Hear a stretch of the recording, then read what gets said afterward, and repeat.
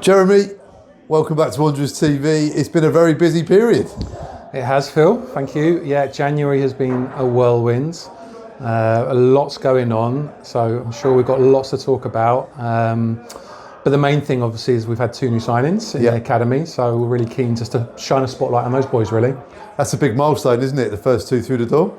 It really is. I mean, there are other boys that are very, very close. I think these 2 boys are the first official since 2012 that the academy has signed a player, not including obviously the development squad boys that Sam Grace has been working with. So it's a massive milestone. It is real testament to the staff that have been working so hard since we did the Talent ID Day back in October. That was sort of the starting point, the catalyst. And since then, the guys have been out there, they've been watching hundreds of games, they've been talking to hundreds of clubs, hundreds of agents probably as well, and we've been assessing lots of players along the way. And Karai and Christian are the first 2 that have crossed the line, and we're officially, able to call them Wycombe Wanderers players, and that's super exciting, and credit to everyone's hard work. And that makes it real for you guys as well, because obviously the processes have been there. You said the Talent ID days, but when you get the players in, that really sort of underlines the process, doesn't it? It does, yeah, and I think we're probably a little bit further ahead of where we thought we would be as well, which is really exciting. Again, I remember saying this to you, Phil, like way back when, we're not doing bums on seats, so we've got to be really good at trying to make sure that the boys that are being signed are of the potentially to graduate further within this club and the pathway that we've got at the football club. And I know Karai and Christian do, and that's fantastic. They've also, which is important for us, we know they've got the right mentality. They're going to be a culture fit for us. Those are all huge things as we're building this new thing. We've got to be really protective to make sure that culture is grown correctly. So yeah, it's super exciting. It makes it very, very, very real. And moreover, we're all developers, we're all youth developers, so now we're actually working with players that we can officially call Wycombe Wanderers players. Now we start getting excited about what's their plan is, what their future is, how we're going to try and help them succeed. That's the bit that gets everyone going. And presumably then the name is out there now, people are understanding what's going on here, and I guess that makes your job easier and also more difficult at the same time, because people will be knocking on the door. Yeah, I guess so. I mean, I think that's definitely a good point, that now we're putting more, publicity out there. There's other young players hopefully seeing that there's rewards. So lots of young players at the moment at this time of season are trying to find themselves a new club, and we're obviously in that market now, and we're working really hard to try and bring them to Wycombe Wanderers. I think you're right. They'll see this now and know that pro contracts are on the table. They'll know that there's a new head coach who's been a youth developer all his life as well, and his career. So all those things are really good things for us to shout about and champion, to say that Wycombe Wanderers is a really good place to come and come and check us out. We're here on a Thursday doing press, but when we're leaving for the day, we see you guys heading off for the Thursday night training groups. Tell us a bit about those. Yeah, so the follow-up from the Talent ID Day was then to invite a bunch of those boys back, and we've been doing regular Thursday night sessions. That's been the main contact point that we've had with these players. Typically between sort of 20, 30 boys down there every Thursday night, sometimes a few more. And it is like an assessment centre. We have put a high tariff on making sure there's quality within that Thursday night. And credit to Harry Hudson, who really sort of drove this home. We didn't want to just put lots of contact points on a Monday, Tuesday, Thursday. A lot of these boys are in GCSE year. A lot of these boys have other clubs that they're going to visit. We didn't want to stress people out. We didn't want to have to tell grassroots managers that they can't play for you because they're doing 4 days a week with Wycombe. So the one session that we've been doing, it's now gone to 2 actually. We're doing a Tuesday night session for boys that we're really looking closely at. Is about quality. It's about making sure it feels like an academy program. It's individualised to their development.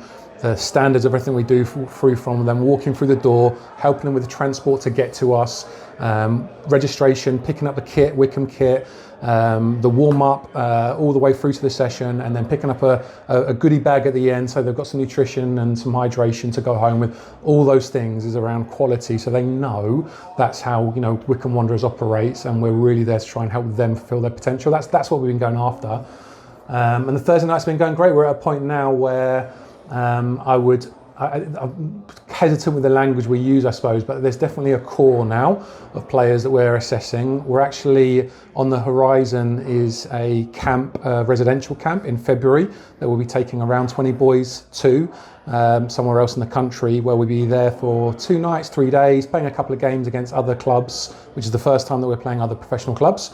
And that's super exciting. That's where we can really learn about them. They can really learn about us. And I think there'll be some more momentum after that point as well in terms of signings and offers.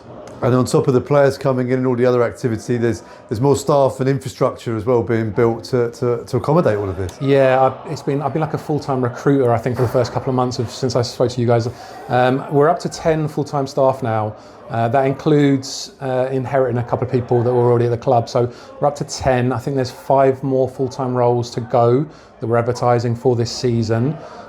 So we're expecting July 1st, pre-season, with the under-18s and PDP group to be around 15, 16 full-time staff, with some other part-time staff to support as well.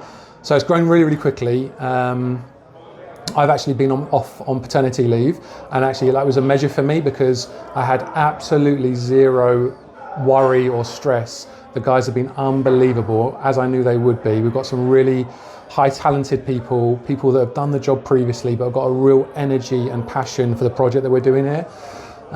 So the motivation in the camp's brilliant. And so when we get these moments where we're signing players or we're going away, there's a real sort of family feel to that. We're a real collective, and there's good energy behind everyone at the moment. And with all the change around the playing side in the first team as well, Harry, Matty and Jerome have stepped up and done their bit for the first team as well. Yeah, unbelievable. And I think Matty probably joined in the beginning of December, Harry a little bit longer.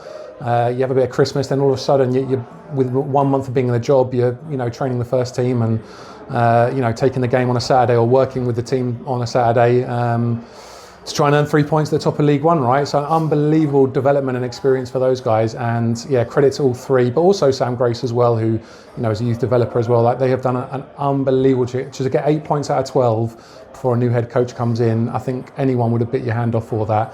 I think as well, though, the other bit that is really helpful, like, it wasn't really a conversation that needed to happen. It was just going to happen as soon as the old manager went. I think that was accepted that that's the type of club that we want to be. That our PDP coaches will happily hold it, and they'll be fully trusted, and they'll go off and do it, and they've delivered. So credit to them, and they've been working doubly hard as well, Phil, because they've also been doing the academy stuff alongside that.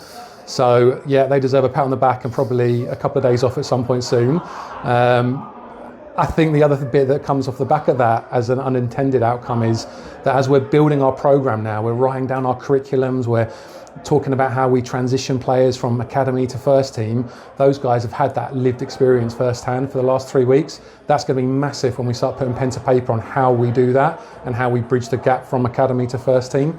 I think that's probably something that's unintended, but being a helpful outcome in terms of us having a fantastic pathway at Wycombe Wanderers. And we have a new head coach now in Mike Dodds, who's got a fantastic record of working with established pros of all ages, but also, as he's come up through a coach, working in the academy system. So that must be music to your ears now, having someone like Mike in place to bounce off as the academy develops.